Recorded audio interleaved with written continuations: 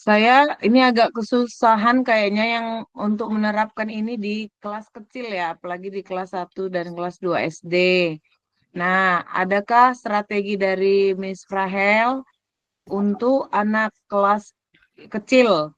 Mhm. Itu bagaimana melakukan formatifnya, kemudian bagaimana feedbacknya supaya efektif. Terima kasih. Oke. Memang kalau untuk anak kelas kecil, kesulitan paling pertama itu mereka masih sangat muda ya.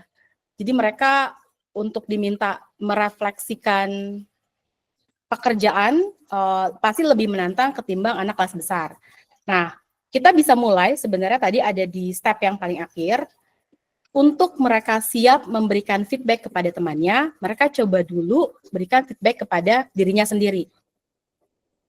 Perlu kita berikan list tadi, list apa saja kriteria kesuksesan. Misalnya mereka di kelas kecil belajar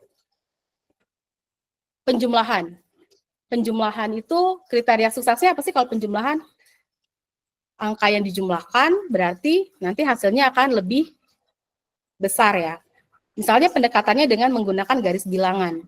Jadi kalau misalnya masih belajar dengan garis bilangan, si anak mendapat checklist.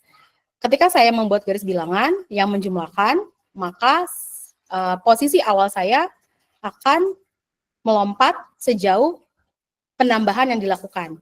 Jadi ketika si anak melihat garis bilangannya, dia akan melihat bahwa titik awal anak tersebut akan berpindah ke kanan sejauh berapa angka yang dijumlahkan.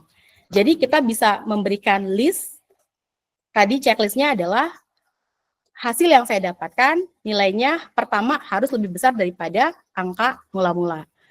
Nah, itu dulu pertama. Kemudian ketika mereka membandingkan, oh jawaban saya hasil lebih besar daripada angka pertama. Berarti saya berhasil menjumlahkan angkanya. Jadi feedback itu diberikan dulu kepada mereka sendiri dengan mencari tahu apa kriteria kesuksesan dan menerapkannya di dalam hasil kerja mereka. Mereka bisa paparkan itu di kelas. Nah, itu untuk melatih pemberian feedback. Kemudian yang kedua, tidak semua topik harus berupa feedback, pair feedback seperti tadi. Kita bisa pilihkan materi-materi yang kita rasa memang perlu peer feedback, artinya memang harus lama, kalau kita memeriksa itu cukup lama waktunya, dan anak-anak sebenarnya sudah siap untuk memberikan peer feedback. Jadi tidak harus setiap topik, tetapi kita berikan di topik-topik tertentu yang memang itu kita sudah memberikan list dari kriteria suksesnya. Jadi yang pertama tadi, kriteria sukses itu berikan dulu kepada mereka. Kemudian dari kriteria sukses, minta mereka periksa dulu hasil belajar mereka.